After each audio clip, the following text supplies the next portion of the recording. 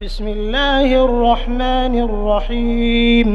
اللہ کے نام سے جو رحمان اور رحیم ہے۔ وَلَقَدْ يَسَّرْنَا الْقُرْآنَ لِلذِّكْرِ فَهَلْ مِن مُدَّكِرٍ، ہم نے اس قرآن کو نصیحت کے لیے آسان ذریعہ بنا دیا ہے، پھر کیا ہے کوئی نصیحت قبول کرنے والا؟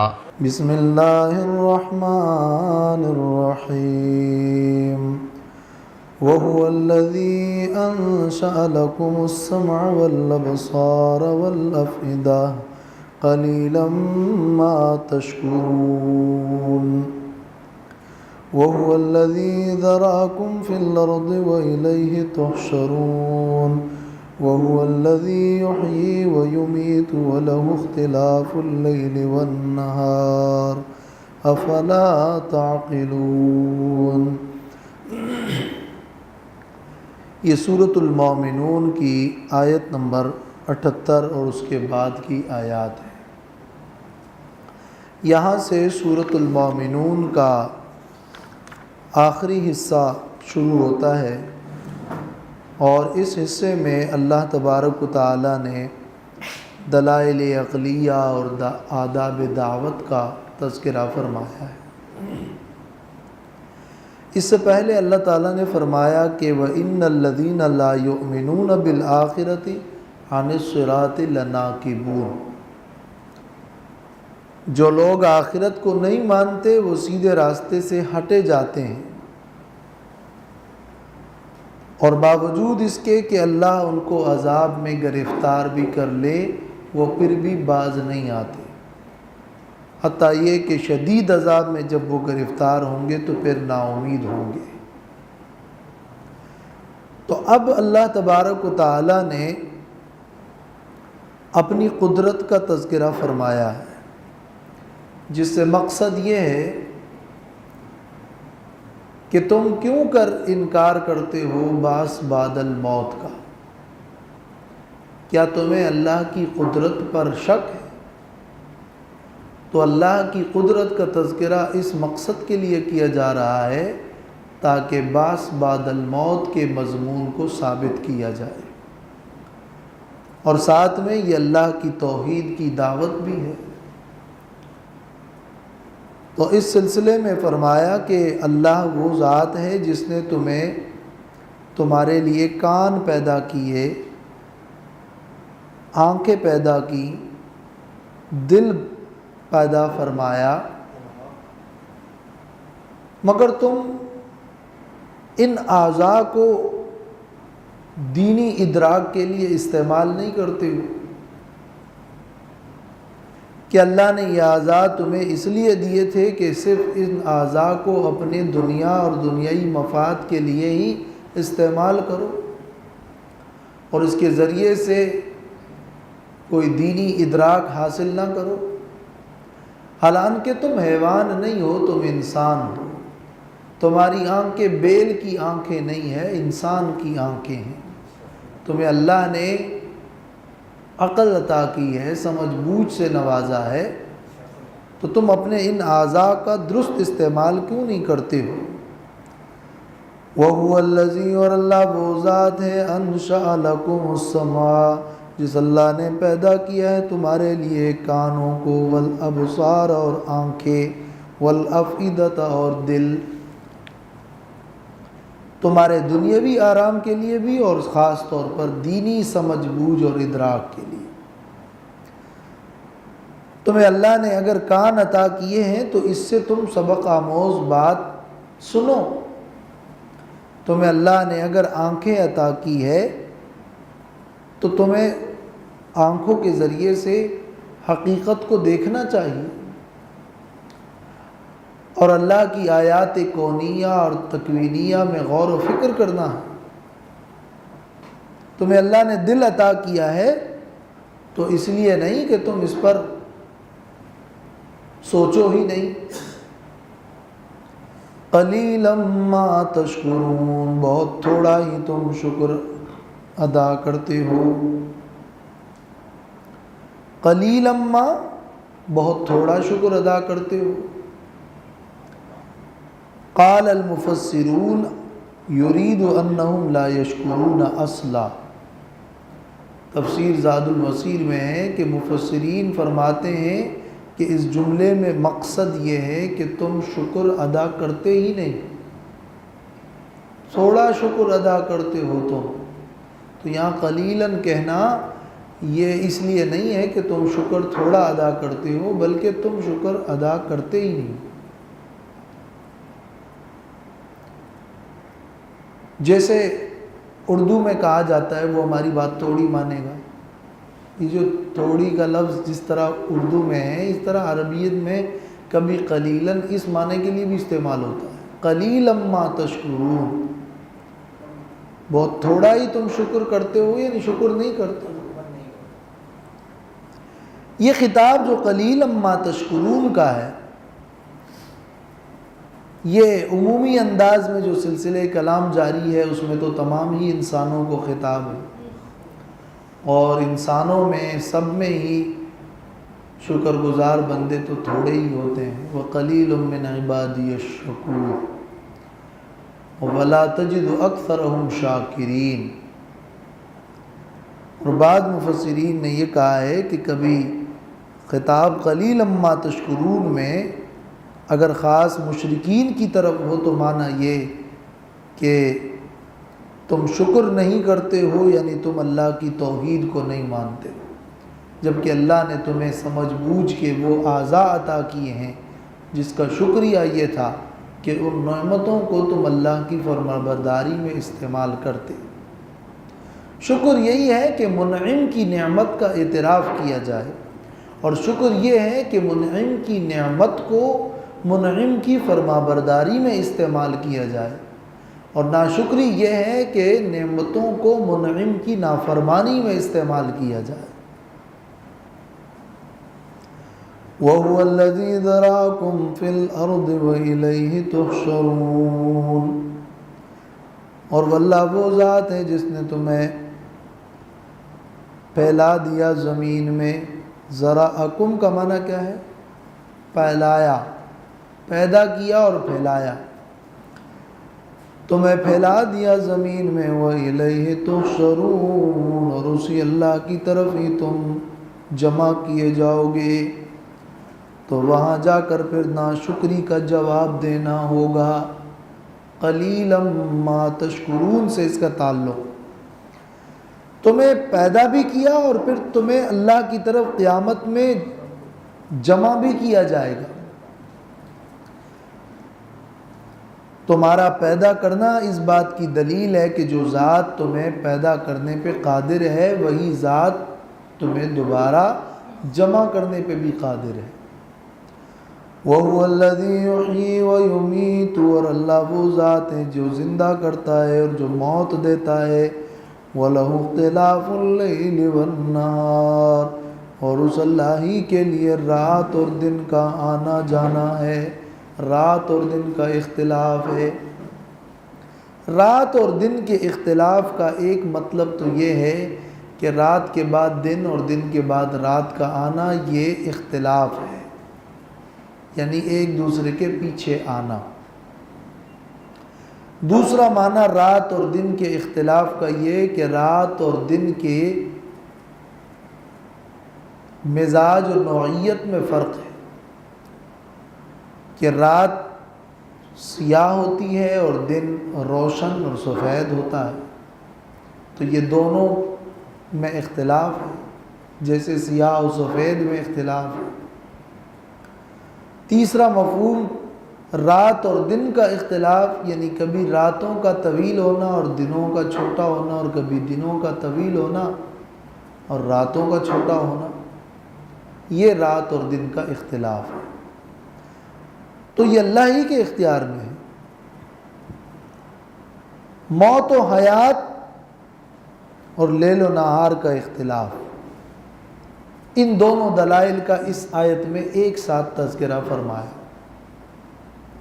اس لیے کہ رات مشابہ ہے موت کے اور دن مشابہ ہے حیات کے۔ رات اور دن اور لیل و نہار کی آپس میں مناسبت ہے، تو ان دونوں کا ایک ساتھ تذکرہ کرنا مناسب تھا۔ افلا تعقلون، کیا تم عقل سے کام نہیں لیتے ہو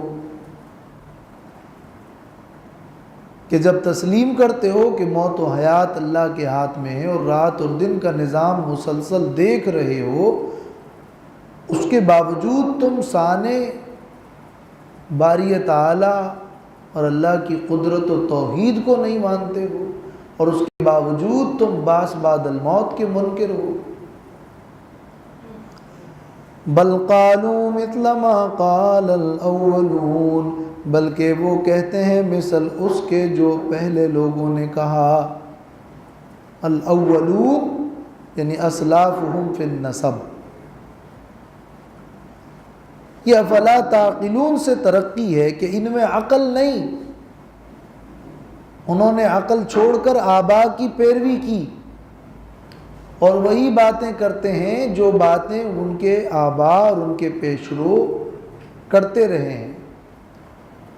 ان کی دلیل یہ ہے کہ ہمارے اگلوں نے ہمیں یہی باتیں سمجھائی ہیں۔ قالوا وَإِذَا مِتْنَا وَكُنَّا تُرَابًا وَعِظَامًا، وہ کہتے ہیں کہ کیا جب ہم مر جائیں گے اور ہو جائیں گے ہم مٹی، وَعِظَامًا اور ہڈیاں، أَإِنَّا لَمَبْعُوثُونَ، کیا اس وقت ہم البتہ دوبارہ اٹھائے جائیں گے۔ یہ استفہام اور یہ سوالیہ انداز ان کا بطور انکار کے ہے۔ کیا جب ہم مٹی اور ہڈیاں ہو جائیں گے پھر دوبارہ اٹھائے جائیں گے؟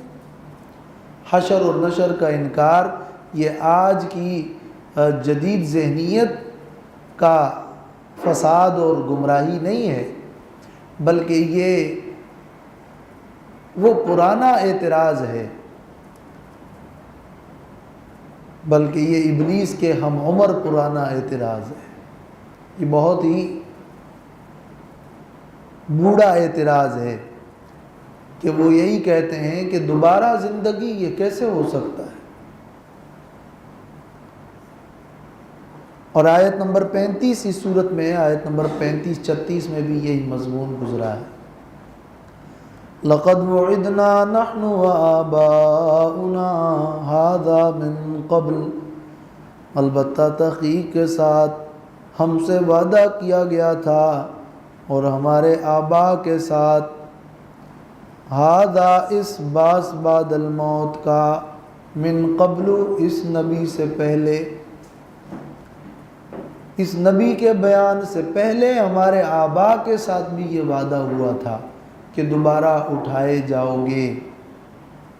ان ھذا الا اساطیر الاولین، نہیں ہے یہ مگر یہ تو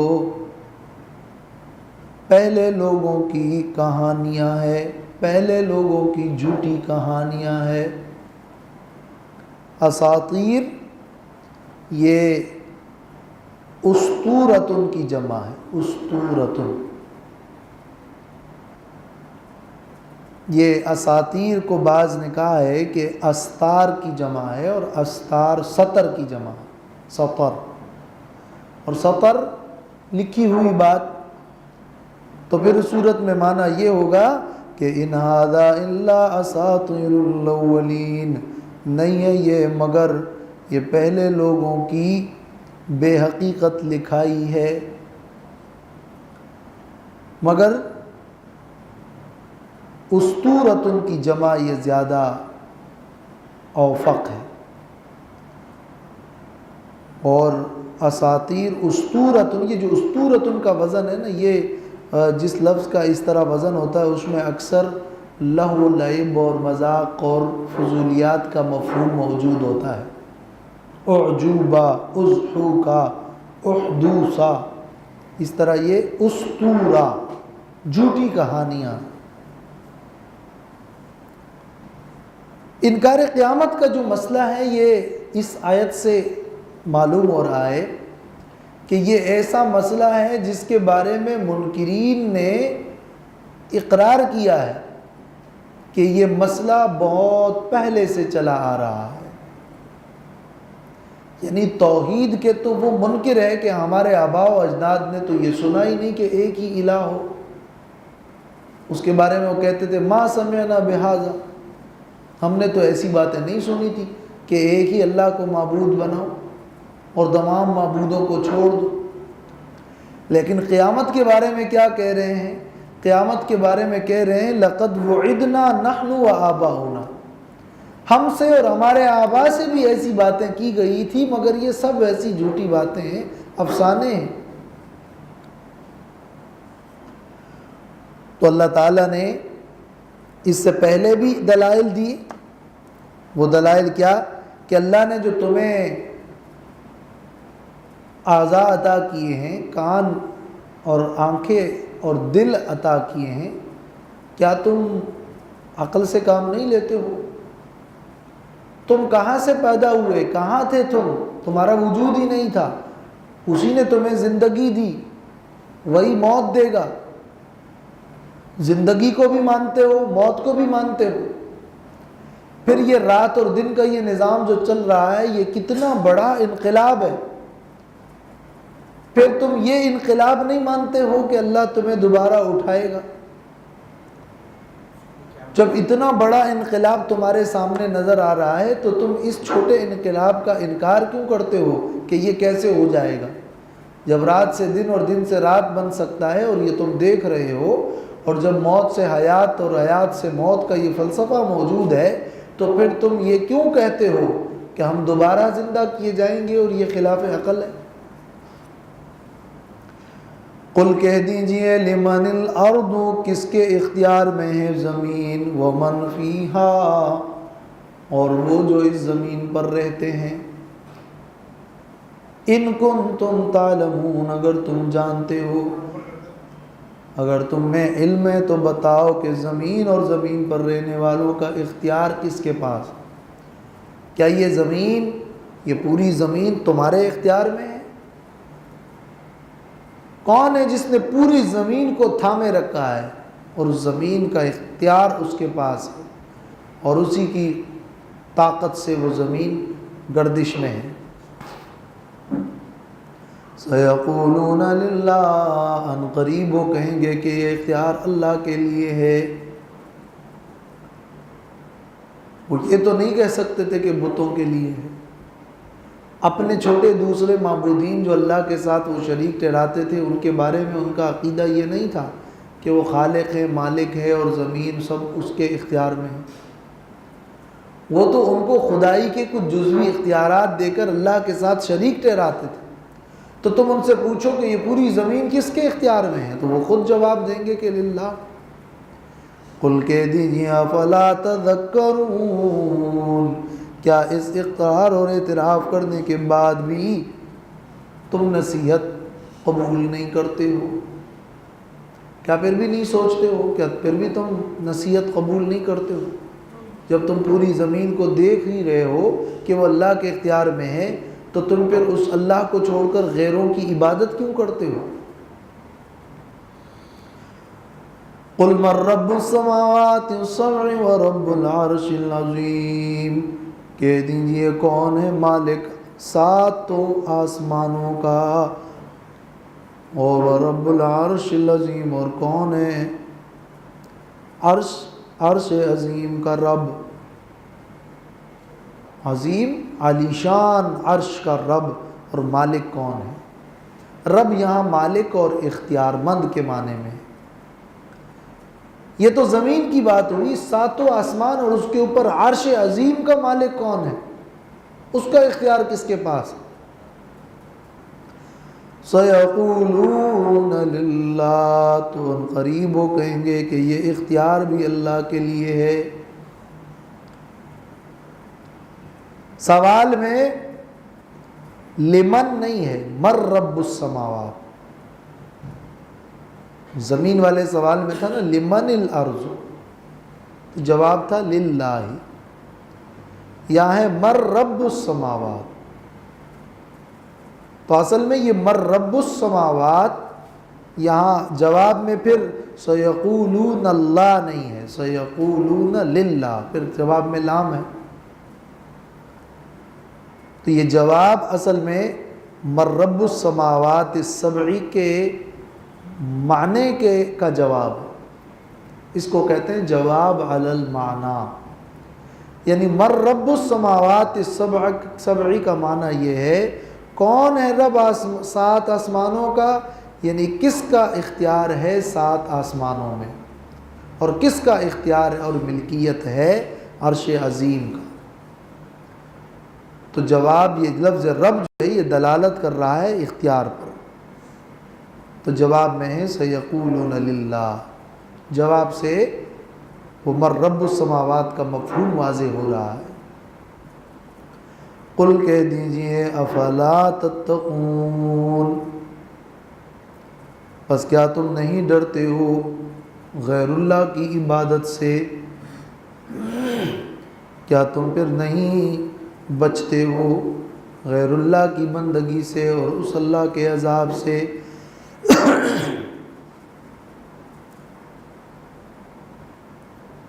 پہلے تھا افلا تذکرون اور اب ہے افلا تتقون۔ پہلے ذکر تھا زمین کا اور اس دوسرے استدلال میں ذکر ہے آسمانوں اور عرش عظیم کا۔ تو زمین کے تذکرے میں اقرار اور اعتراف جب کیا تو جب خود اقرار کر رہے ہو للہ تو پھر تمہیں چاہیے کہ تم تذکر اور نصیحت قبول کرو جب اقراری کر رہے ہو۔ پھر جب آسمانوں اور عرش عظیم کا ذکر کیا گیا تو وہ تو زمین سے بڑھ کر ہیبت والی چیز ہے، تو اس کے بارے میں فرمایا کہ تمہیں تذکر سے بھی ایک قدم آگے بڑھ کر تقوی اور اطاعت رسول اختیار کرنا ہے، اور ہیبت والا انداز ہے کہ پھر تمہیں ڈرنا چاہیے۔ زمین تمہارے پاس ہے، وہاں سے تذکر آسان ہے، سماوات السبع اور عرش اس میں عظمت اور ہیبت ہے، وہاں سے تمہیں ڈرنا چاہیے۔ تو یہاں مناسب افلا تتقون اس جملے کے ساتھ۔ اب یہ تو زمین اور آسمانوں کا ذکر ہے، اب بالکل عام جملے میں سوالیہ انداز ہے۔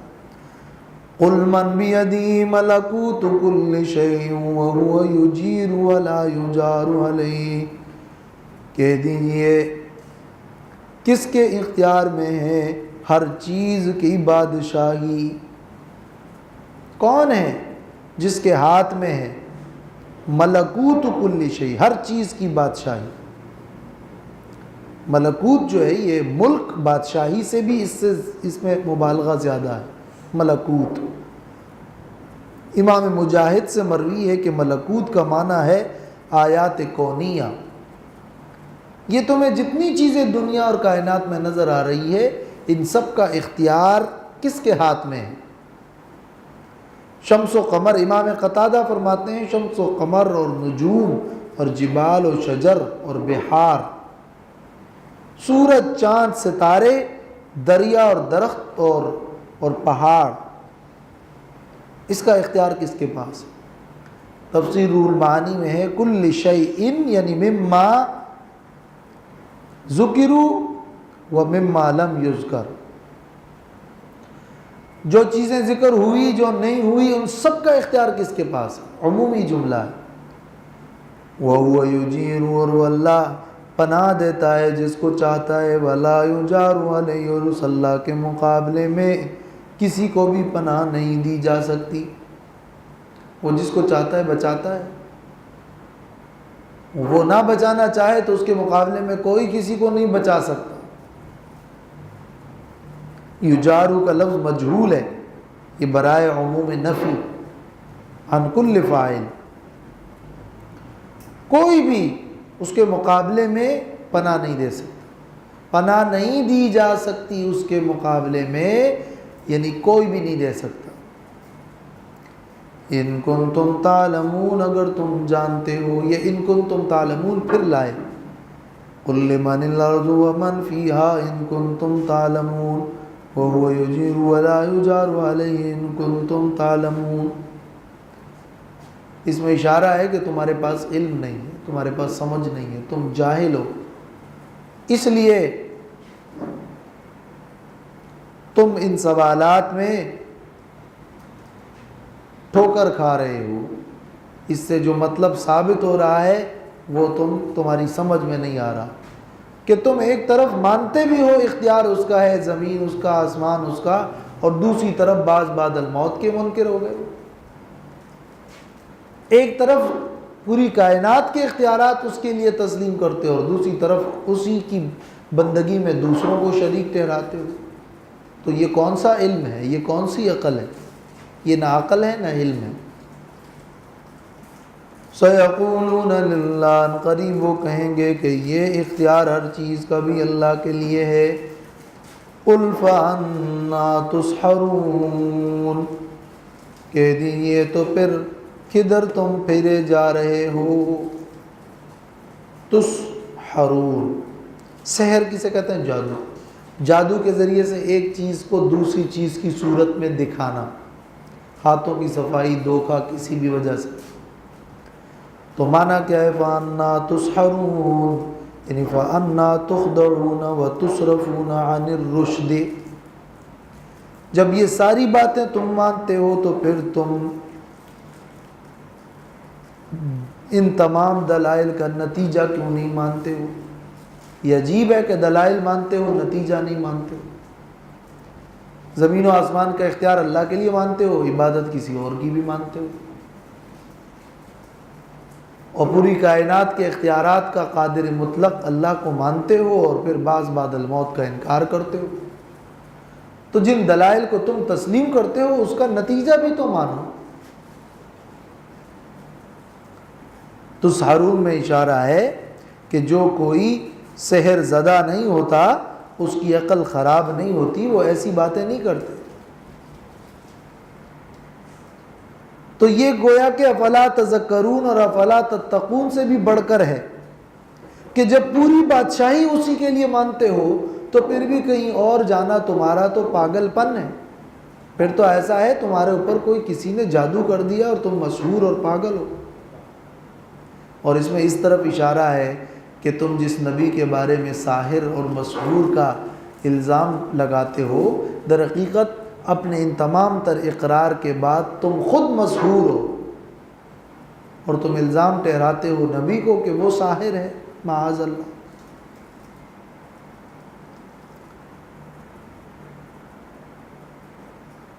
تو جب پناہ، یہ وہو یجیرو سے بھی اس کا تعلق ہے، جب پناہ صرف اللہ ہی کے پاس ہے تو پھر پھرنا اس اللہ سے پھرنا کہیں اور کیوں؟ تو سرور میں پھرنے کا معنی ہے۔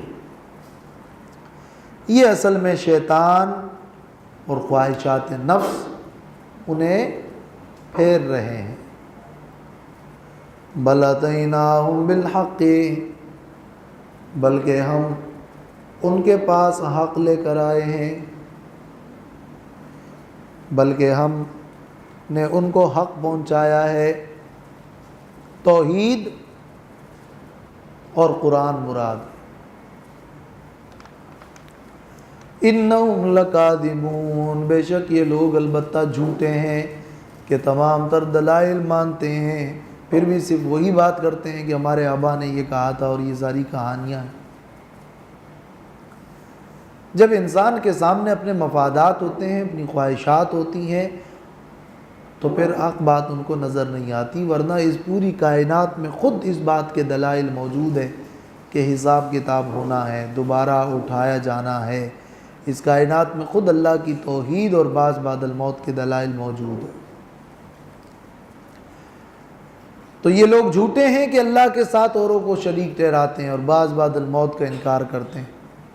مَتَّخَذَ اللَّهُ مِن وَلَدٍ وَمَا كَانَ مَعَهُ مِنْ إِلَٰهٍ، نہیں بنایا اللہ نے من ولد کوئی بھی ولد، وما کان اور نہیں ہے معه صلی اللہ کے ساتھ من الہ کوئی بھی اختیار مند معبود۔ اذا لذهب كل الہ بما خلق، اذن اس وقت آتا ہے جب کوئی پہلے شرط ہو، یہ اس کا جواب ہو یا جزا ہو. تو یہاں اصل میں شرط محذوف ہے. لو کان معہ آلیۃ، اگر اللہ کے ساتھ کوئی اور الہ ہوتا تو اس وقت البتہ لے جاتا ہر الہ بما خلقا، اپنی مخلوق کو. اگر کوئی اللہ کے ساتھ دوسرا الہ بھی ہوتا تو اس نے جو کچھ پیدا کیا ہے وہ اپنے ساتھ اس کو لے کر اسی پر اکیلے بادشاہی کرتا، اور دوسرا الہ اپنے مخلوق کو لے کر لے جاتا، اور پھر ان دونوں آلیہ میں ٹکراؤ ہوتا. ولا علی بعضهم علی بعض، اور البتہ غالب آتے ان میں سے بعض بعض پر. تو یہ پورے کائنات کے نظام کی وحدت اس بات کی دلیل ہے کہ معبود بھی واحد ہے، اختیار مند بھی واحد ہے. اور یہ سورہ انبیاء کی آیت لو کان فیہما آلہۃ الا اللہ لفسدتا، اس میں اس کی پوری تفصیل ہم بیان کر چکے ہیں. یہ وہی دلیل یہاں پہ بیان کی گئی ہے. یہ ساری نفی ہو رہی گریک مائتھولوجی کی. گریک مائتھولوجی میں سارے یہی ہے کہ بہت سارے الہ ہیں اور آپس میں جھگڑا بھی کرتے ہیں. ہاں، جھگڑا بھی کرتے ہیں. اور در حقیقت وہ جیسے دوسرے مذاہب والوں کے ہاں تفسیر ماجدی میں ہے کہ دوسرے مذاہب والوں کے ہاں دیوی اور دیوتاؤں کی لڑائی اور جھگڑے جو ہے وہ ان کے اندر مشہور تھے. تو ان کی اس بات کی مناسبت سے یہاں ان دو چند جملوں میں بلاغت کے انداز میں انہیں سمجھا دیا کہ معبود ایک واحد ہے. اگر زیادہ ہوتے تو لڑائی ہوتی اور پورے نظام کا یہ وحدت نہ ہوتا. تو خود بخود ان مخالف ذہنیت والوں کا جواب ہو گیا جو ان کے ذہن میں پہلے سے ایک بات چل رہی تھی. سبحان اللہ عما یصفون، پاک ہے اللہ اس سے جو یہ لوگ بیان کرتے ہیں کہ اللہ کے ساتھ دوسرے انداد اور اولاد ہیں.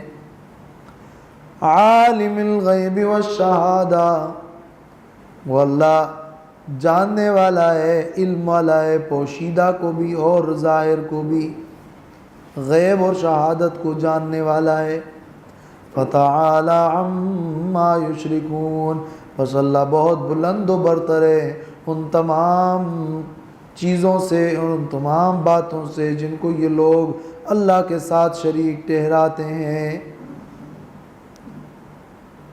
وآخر دعوانا